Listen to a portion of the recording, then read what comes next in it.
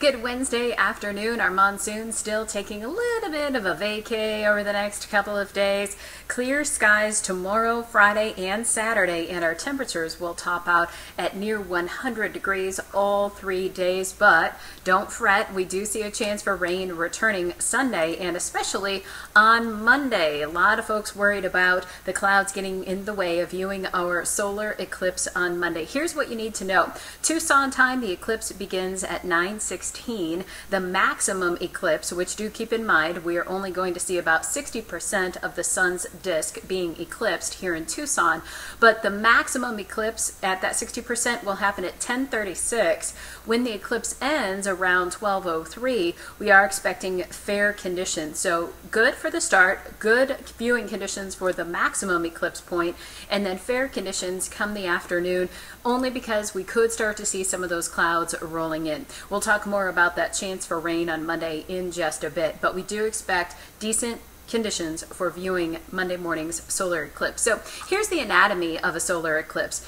You probably don't need me to tell you the moon orbits the earth orbits the sun, right? But on Monday, we will be in a very unique position to where the United States, all of the United States, will be in the shadow of the moon as it passes between the sun and the earth. Now, there are two shadows, sort of the outskirts of the shadow. We call that the penumbra. And then there's the umbra, that is the full shadow. And folks who are under that full shadow are in what we call the path of totality. More on that in just a second. But what you do need to know is that you don't want to look directly at the sun. Never do that, and especially during an eclipse. Sunglasses alone will not provide sufficient protection. You really need to have one of the approved solar filter glasses specifically designed for viewing solar eclipses. Now you can get those at several local libraries, at the Flandreau Science Center. We also have some information on KGUN9.com and on my Facebook page as to where you can find those glasses.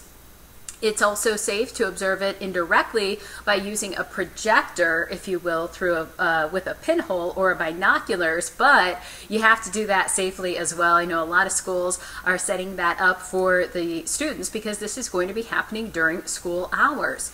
The total path, or the path of totality, is that bright white line right in the middle of the country, from Salem, Oregon, stretching all the way down through Columbia, South Carolina. That is the path of totality.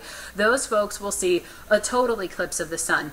And you can see the discs there, they're colored in red, yellow, or green, indicating the forecast cloud cover at the peak of the solar eclipse. So for instance, Salem, Oregon is yellow, fair conditions there, good conditions for Idaho Falls, good conditions in Casper and Lincoln, Jefferson City, some clouds there, poor viewing conditions there, but clear skies or good viewing conditions in Nashville. You can see Tucson is highlighted as fair because we are expecting good conditions at the start with just a few clouds rolling in by the end of the eclipse. So here's the breakdown of our chance for rain. It moves back in Sunday, 20%, and now 40% on Monday. Wouldn't you know, that's the day of our solar eclipse. But again, those storms are expected to build in the afternoon and in the evening and should not likely interfere with the morning viewing of our solar eclipse. Temperatures start to cool off too once we get that increase in cloud cover and moisture. We'll be down to 96 Sunday, 94 on Monday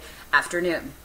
Follow me on Facebook. Look for Erin Christiansen KGUN. KGUN is in all caps. That is where I have posted a link to the entire page that we have on KGUN9.com. It's easier to find it on my Facebook page. Trust me on this one. You'll want to look for this post with the photo of all the folks wearing those solar eclipse glasses looking up at the sky. You want to click on that, and that will take you to a whole slew of information about what is being called the Great American Eclipse. You don't want to miss this one, folks. And we'll continue to talk about it here on KGUN 9 on your side at 6 and 10 o'clock, and again on KWBA tonight at 9. I hope you'll join us then.